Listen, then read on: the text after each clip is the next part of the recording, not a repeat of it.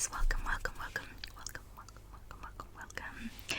Thank you to those of you that have subscribed. I do apologise, it has been like almost 2 months and I haven't posted, which is not great because I'm just starting out, but it's just been like absolutely hectic. And then I did like an hour-long video where I read 2 chapters of the book, and then I tried to edit it, and it's too long to edit, so like it's been like 2 weeks of me like trying different things, but I'm not super tech savvy, so it wouldn't let me do it. So then I was like, I'm just gonna have to refilm, which sucks. But yeah, so I'm not filming at nighttime, I'm actually filming at daytime, so I do apologise if you do hear background noise. It's probably because it's daytime, so it's not as quiet as night, but I need to get the second video out.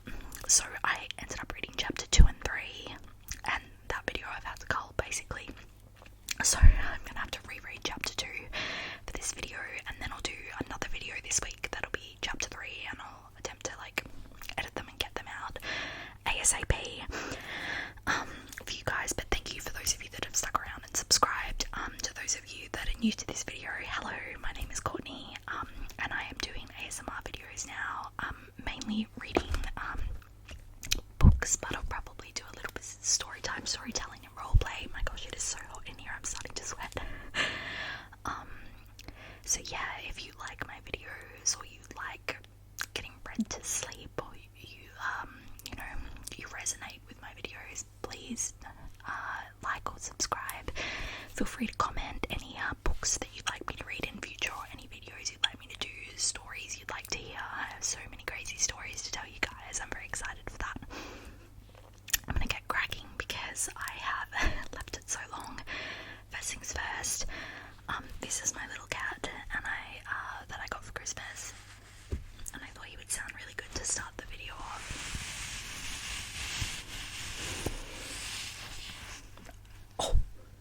Oh shit!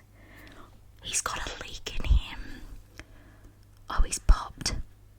Look at that. Has popped, and he's like got a leak. Oh my gosh. Oh, that's so sad. I bet my friend did that when she was last here. Oh no. Well, that was going to be a lovely video, but he's popped and the sound is leaking, so I'm gonna need a new cat. Well, I had to edit around that because Kitty died. I'm so sorry, Kitty. Let's just get into it then. Into the book. So we are reading My Life with the Walter Boys. You may be familiar with this book by Ellie Novak because it was made into a TV show recently, even though the TV show is nothing like the book. The book is fantastic, the TV show is terrible. That is my personal opinion. But I don't know, maybe you like the TV show because you didn't read the book and you had no like prior knowledge or experience. But yeah, if you read the book, it's quite disappointing. Let's get into it. We are up to chapter 2.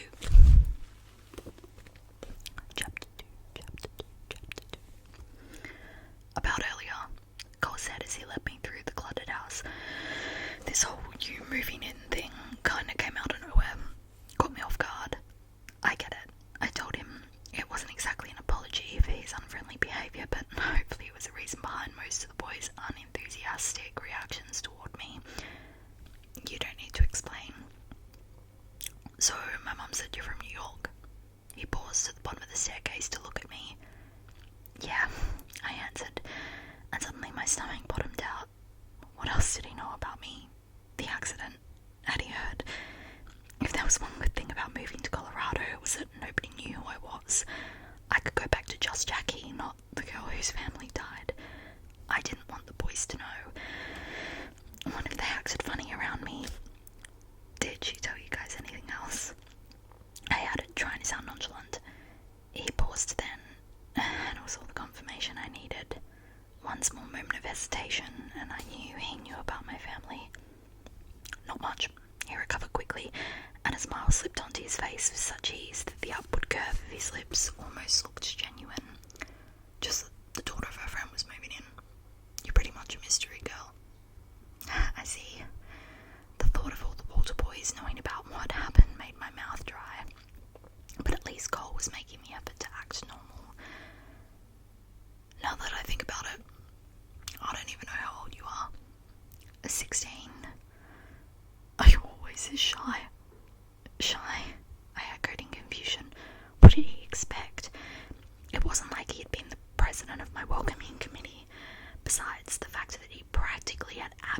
his toes didn't help calm my nerves.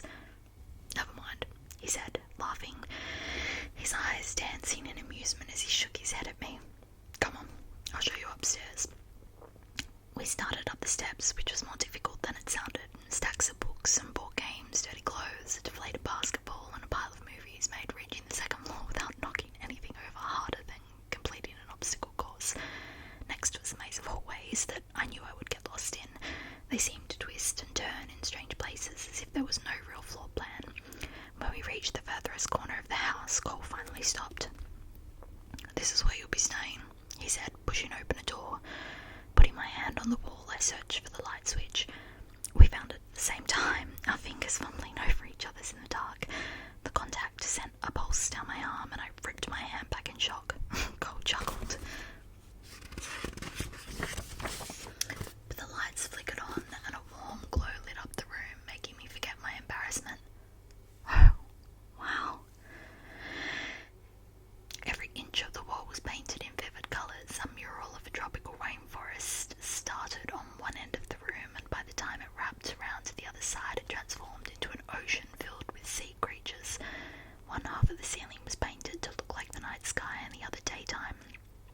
Even the wooden panels on the ceiling fan had been decorated. I stood, mouth opened, and gasped. My new room. Gaped. "This is my mum's art studio," Cole said.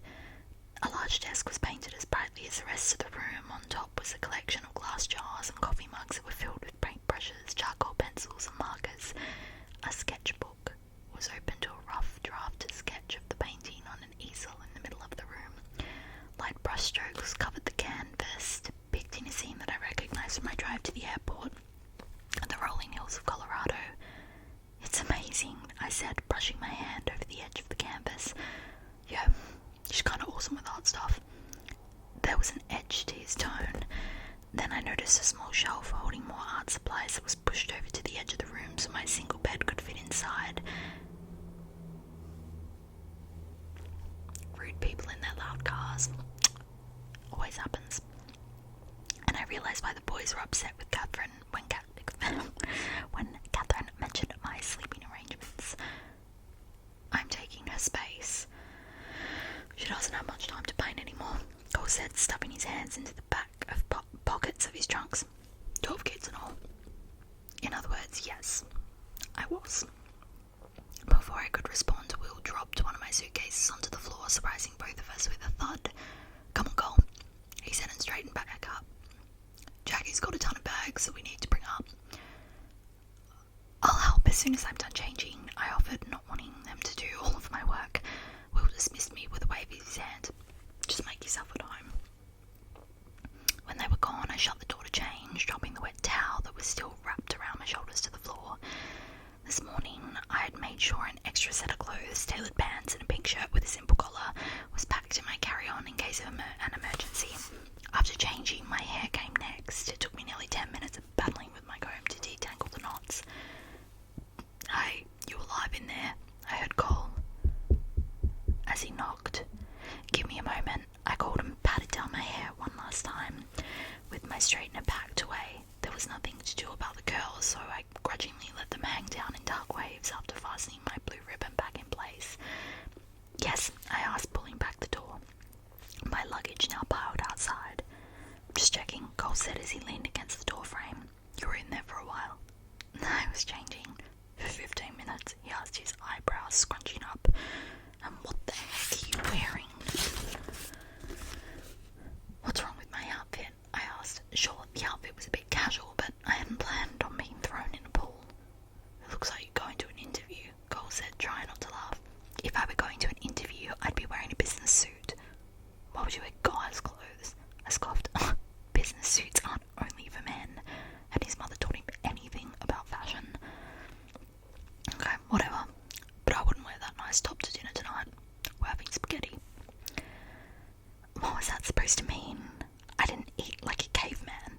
If we're having dinner, shouldn't we wear something more appropriate? I countered. Cole was still shirtless, and I purposefully kept my gaze glued to his face so I wouldn't stare. With his sun-bleached locks and chiseled abs, he looked like a Greek god. How was I ever going to live with this boy? Everything sometimes do things in New York, but we don't dress up for dinner around here. I'll be fine in this. He smiled a slow, arrogant grin that made me squirm. Anyway, I'll give you time to unpack, he said before I could respond. God pushed himself off the door frame, his arm muscles flexing. Holding my breath, I watched him leave without the ability to tear my eyes away. He finally disappeared around the corner in the hall, breaking my trance, and I collapsed onto my new bed. I had survived my first encounter with the Walter boys. Catherine's kitchen was a sight I had never seen before. The place was loud and cluttered, but warm and cozy at the same time. Her artistic hand had definitely taken part in decorating the kitchen. All of the walls were painted to be one huge mural of a vineyard, and almost every chair around the table was a different colour. It was the opposite of my mother's clean-tiled, sparkling steel $500,000 kitchen.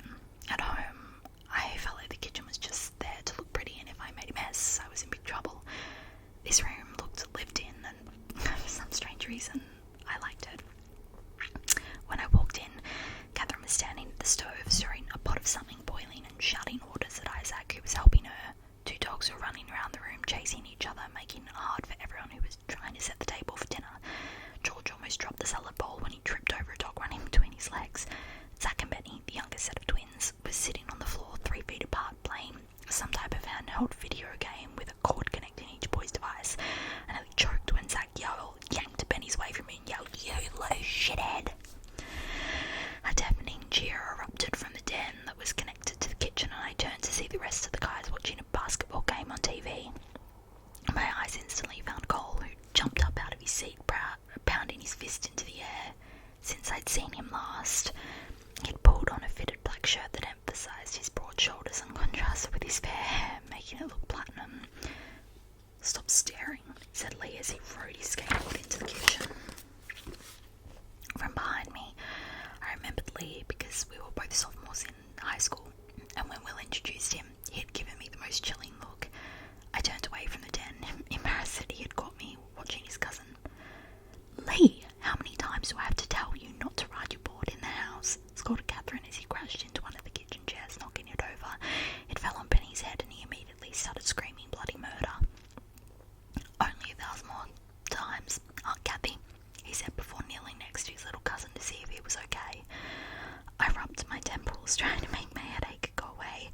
This place was maddening. And then, in the midst of it all, was one boy. I couldn't remember his name, but he was sitting at one of the kitchen chairs, guitar in his lap, music sheets spread out on the table in front of him. Thinking back to my list, I guessed that this was Nathan, the 14-year-old musician. I watched as he strummed a few notes on the instrument that I wasn't able to hear. Shaking his head, he grabbed the pencil from between his teeth and crossed something out. I wondered how he could concentrate with everything going on around him. "Jackie, honey," said Catherine, finally noticing me. She was straining the water out of a huge pot of noodles. On the counter next to her was an economy-sized jar of spaghetti sauce. "I'm so glad you didn't get lost on your way to the kitchen. This place is so huge and your room is the furthest away. I asked Cole to go get you about 10 minutes ago, but it looked like he got wrapped up in the game." She smiled at me and I went over to help her. "It's okay, it wasn't very hard to find," I said, popping the lid off the jar. I just followed all the noise. Catherine laughed and took the jar from me and emptied it over the noodles. "It's always loud in here. That's what happens when you have 12 kids. She paused for a moment and gave me a small smile. "Like that, 13. I looked at my feet and whispered, "Thanks, Mrs. Walter." "Anything for you, dear. And please don't call me that. I'm Catherine," she said and pulled me into a hug. "Boys," bellowed George, "grubs on the table, turn that stupid thing off." Catherine let me go, grabbed the bowl of spaghetti and set it next to the other dishes of steaming food. I followed her over to the table and sat down in the nearest chair. "You can't sit there," said one of the boys from the middle set of twins. Once again, both of their names slipped my memory. "Sorry," I said, sliding into the next chair. "Not there either. That's my chair," said the other twin. "Boys, why doesn't one of you go get a chair from the dining room and bring it in here for Jackie to sit on?" asked George. One of the twins looked like he was about to protest, but then his double elbowed him in the side. "Okay, Dad, be right back," he said, smiling sweetly. A minute later, he came back, dragging a chair behind him. After it was pushed up to the table, I sat down and George began grace. About halfway through his prayer, I felt movement on my leg. Reaching beneath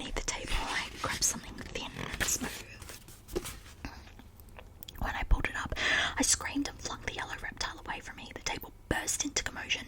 "Snake!" roared Benny as he jumped away from his seat. As he did so, he stepped on one of the dogs. The poor thing yelped and launched itself away from him. Alex, who pushed away from the table in shock, tripped over the wild dog and crashed into Isaac, who was sitting next to him.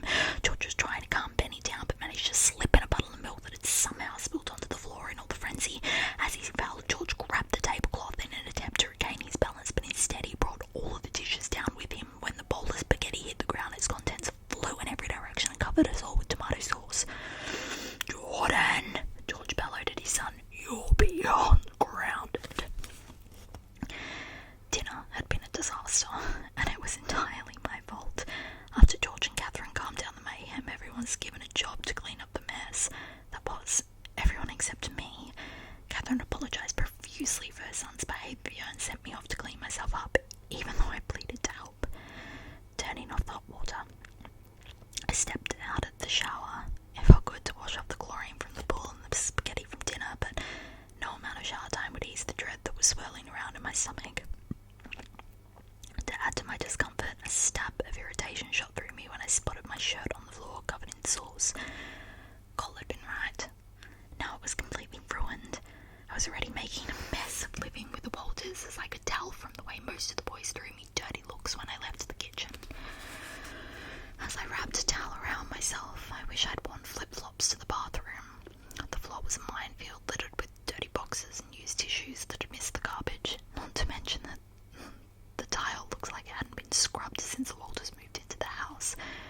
I also had to be extra careful not to lean against the counter as I washed my face. Globs of toothpaste speckled it like bird poop, along with pieces of hair and bright blue shaving cream. Most of the boys tossed their toothbrushes next to the sink as if the damp countertop wasn't a cesspool of mystery toxins. There was no way I'd be keeping mine in here. Pulling back the door, I poked my head out into the hallway to make sure no one was around. I didn't want any of the boys to see me in a towel. Next time I showered, I would remember to bring my clothes with me. As I crept back to my room, I imagined this was how a wild teenager felt as he or she carefully slunk out of the house in the middle of the night. I myself had never done anything that crazy. I successfully reached my new room without encountering one of the boys and slipped inside, sighing with relief. "Nice towel, Jackie." "Oh!" I squealed, almost dropping the fluffy fabric when I spotted Cole sitting on my bed. He was still covered in tomato sauce, but was eating out of a takeout Chinese carton. 2 more steaming cartons were sitting on the desk, waiting to be eaten. A smile eased across his face as he looked me up and down. My face flushed as red as the stains on his shirt, and I yanked the towel tighter around my figure. "What in the world are you doing in my room?" "Dinner. Want some?" he asked, holding up the carton of food. "Yes, but can you please leave?" I asked, mortified that this was actually happening. "I need to change." "Don't worry, I'll close my eyes." "I'm not changing with you in the room." "That's fine. I won't mind if you eat in the towel." "Cole, get out!" I finally snapped. "Damn, woman, don't get your panties in a bunch."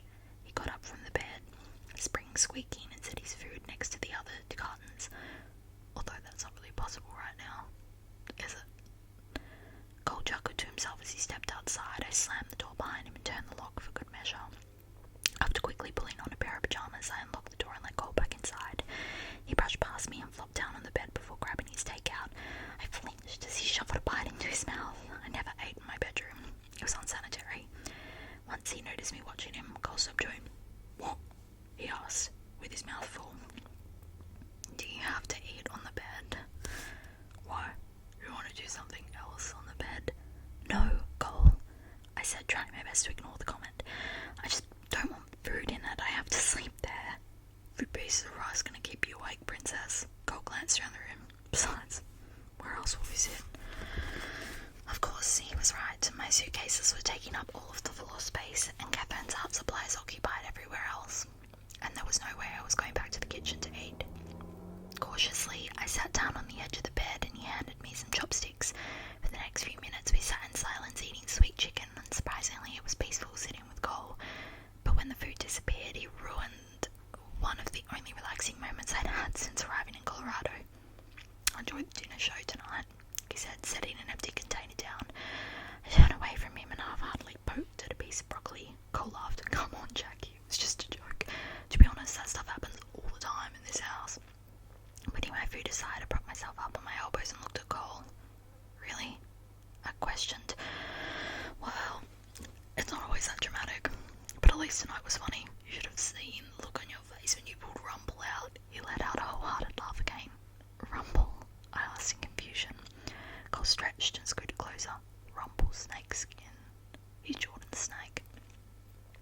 other dangerous pets I should know about?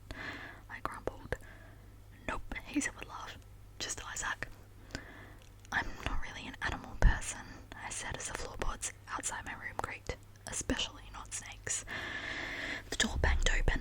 Corn snakes aren't dangerous, Jordan said as he barged in. His double Jack followed him behind. With a video camera in hand and a green light flashing, let me know that he was recording. Jack nodded his head. We wanted a python, but Mum won't let us get one. Yeah, my friend's older brother Nick has a python, Jordan said excitedly. He told me this one time the tank broke, snakes are ectothermic, and he needed to keep it warm, so at night Nick put the python in his bed and used his body heat. Instead of curling up like it normally did, the python straightened itself out on the bed. It wouldn't eat either, so Nick thought something was wrong with it. He brought the python into the vet, and they said it was stretching itself out so it could eat him. How awesome is that? I gasped at the twins in horror. Apparently my definition of terrifying was the equivalent to Jordan's for awesome. If I had a snake, Cole started, I'd probably let it eat you, Joy. You obviously don't know anything about knocking. Dad sent us up here to tell you if any of us are alone in the room with Jackie, the door has to stay open. Therefore, no knocking is required. Dickwad, Jordan replied, crossing his arms over his chest in defiance. Fine, that doesn't explain why you're still here. You told us about that stupid rule. Now leave. I wasn't done. We also come to inform Jackie that she's our new subject. Subject? I asked. Cole rolled his eyes. These two morons think they're going to be film directors one day. They're always trying to find interesting subjects for what they think will be the documentary of the century. It will be award-winning, Jack added, turning to me.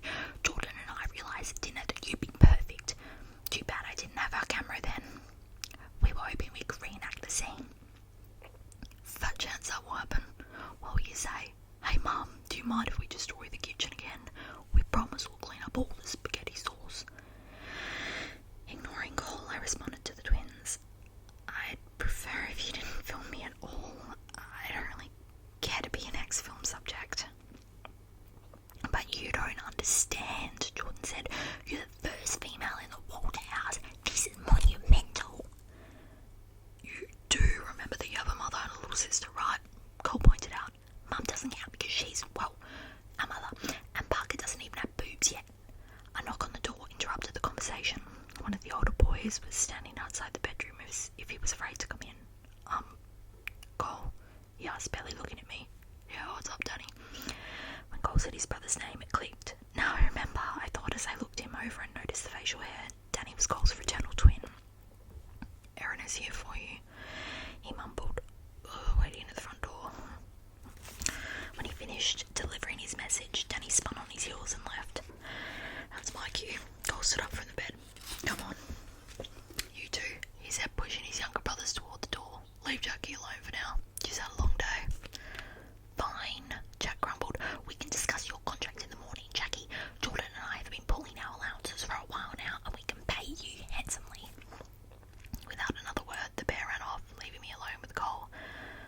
I really don't want to be in that movie, I repeated with a sigh. If you ignore them long enough, they'll move on to something else. I guess, but your family is really overwhelming, and I just want everyone to forget about dinner. Tomorrow will be easier, okay? I'll see you in the morning before school. Oh, great. I moaned and flopped back onto my pillow. School. I was so caught up in the dinner disaster that I almost forgot that I would be going to a public school for the first time in my life. Don't worry, he said with a yawn. Gripping his elbow, Cole stretched his arm out over his head and I quickly looked away from his rippling muscles. It will be a breeze. Easy for you to say, I said, tugging my mother's locket back and forth across the chain. I've gone to the same boarding school since I was 11. The thought of a public school scares me. I was going to say sorry for the beeping, but as I went to say that, it stopped. That is so typical. I promise you'll do fine, Cole chuckled as he stepped out into the hall. Night, Jackie. Good night, Cole, I responded. Suddenly a thought ran through my head. Wait, I called as he was about to shut the door. Who's Aaron? Cole paused before responding. Just a friend. When he shut the door, I held my breath and listened to him leave. A few seconds later, I heard his feet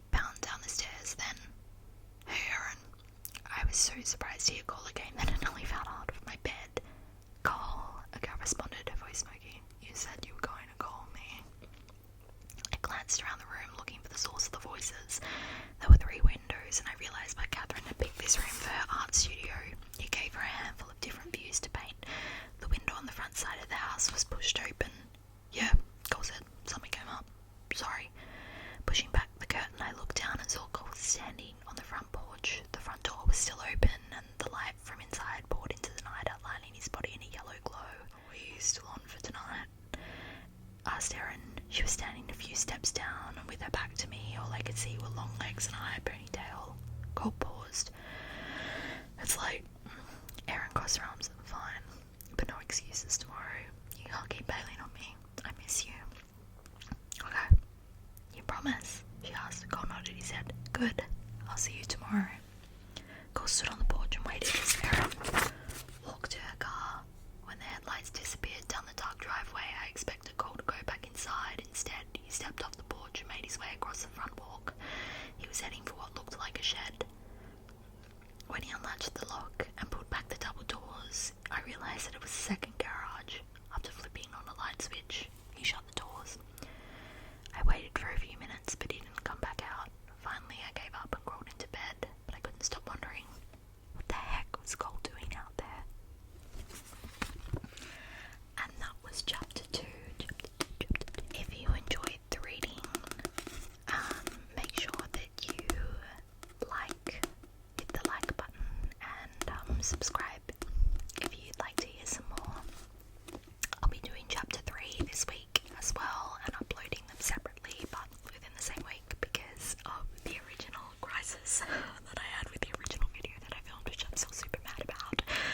But that's fine. That's technology. Yeah, so thank you so much to those of you that have subscribed again. It means a lot to me, and I will be continuing to post more regularly because it's been 2 months and that is so not good with it for a start a video. But I'm getting there and I'm learning, and that's what's important.